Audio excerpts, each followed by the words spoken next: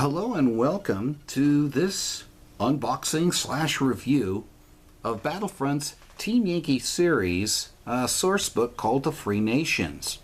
The Free Nations include Canadian, French, Dutch, and Australian forces in the fictional account of World War III, based off of the Team Yankee novel by Harold Coyle.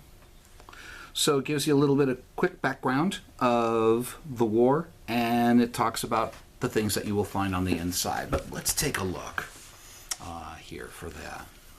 So here it gives you a nice little map of Europe, the area of conflict, gives you some quick news blurbs, which is really cool. It adds to the atmosphere. Table of contents, usual Battlefront standards. There's the setup for the beginning of World War III in 1985. And then it talks a little bit about what's going on with the Canadians. All right, and specifically Hansen's Armored Squadron, which would be an example you'd find perhaps in one of the starter kits that they have. I ended up getting the French starter kit, so I'll probably spend a little more time on that. But here you've got the Canadian forces, okay? You also have the Leopard C-1 Armored Squadron for the Canadians. You have the M113 Mechanized Company as well, and again it gives you all the stats and the points that you need. So if you do not want to use the cards, the unit cards, you can, but it does make play a little bit easier in my opinion. And then it gives you some nice wonderful eye candy in the wonderful world of Team Yankee. Then we look at the French section, Armée de Terre. Okay, and it gives you the French participation, a little bit of background on the French, and then Durand's Escadron Blindé, which is the armored squadron, tank squadron, if you will. This is from the 3e Division Blindé, the 3rd Armored Division. So it gives you the same stats, it gives you the same organization, roughly, as we have seen before, and it talks a little bit about the French main battle tank, the AMX-30. Now remember, this is back in 1985. Today, the French main battle tank, I believe, is the Leclerc. But it also goes into the AMX-10P, the Compagnie des Chasseurs. Okay, and it gives you the stats, and this is kind of cool when you get to see armored cars. It got 6-wheeled vehicle, but you've got a turret with a nice gun on it. And I've seen that before, especially like in Peter Pig's AK-47, like an earlier version of it, which was really cool.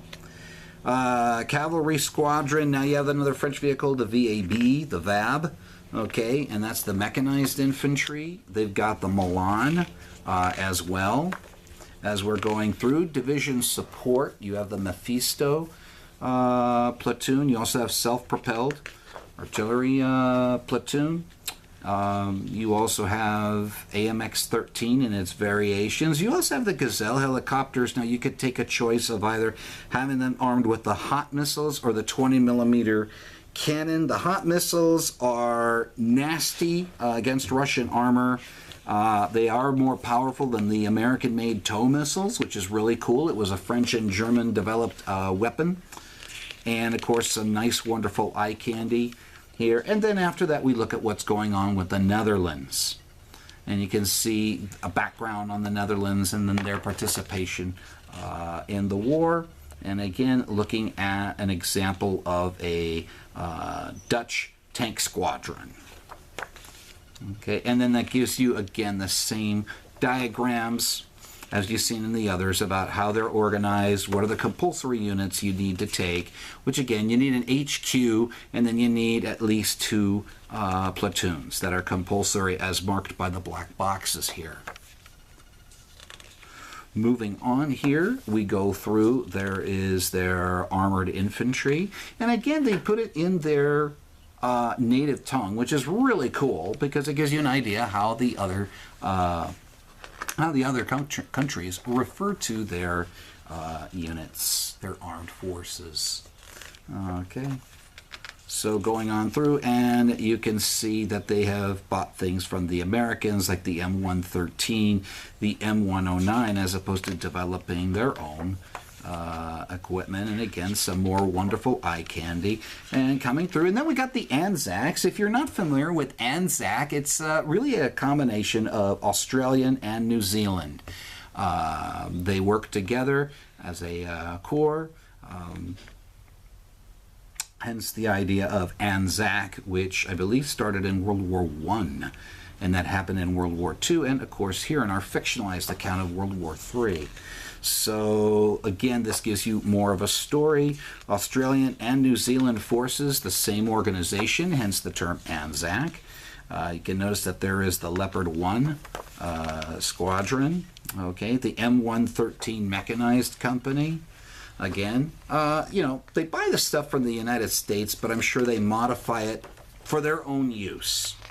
That's just the way things work. Here, the M113 Red Eye Sam section. Ooh, nice. Heard red eyes were nasty. And then you've got start to get some scenarios that come through based off of the different forces.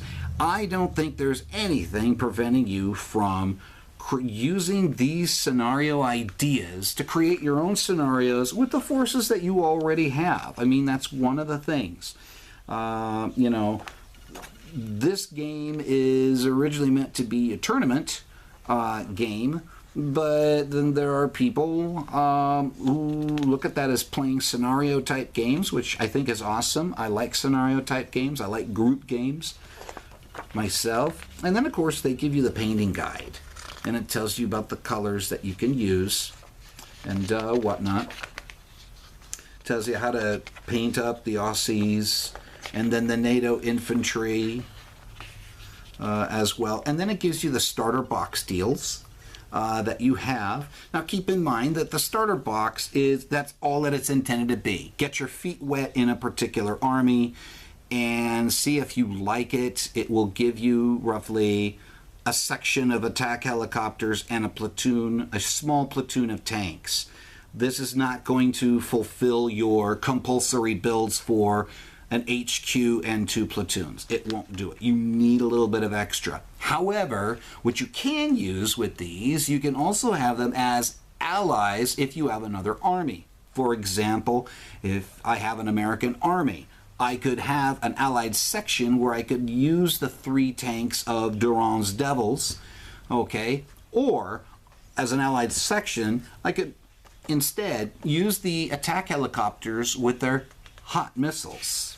So it's just something to think about. If you don't want to go necessarily spend the money in a second army, but you want an allied force that's got some nice little things that your regular force doesn't have, that's an option that you can have.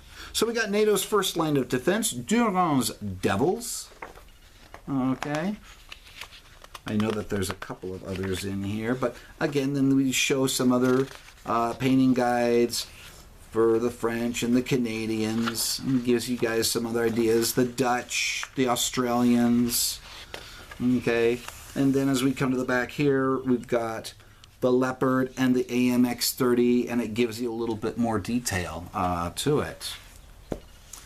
All in all, I think this book can provide a lot of inspiration in terms of scenario types and what you can do with force organizations. I definitely think this is worth it. Okay. Hey, I hope this unboxing benefited you. Take care, and God bless.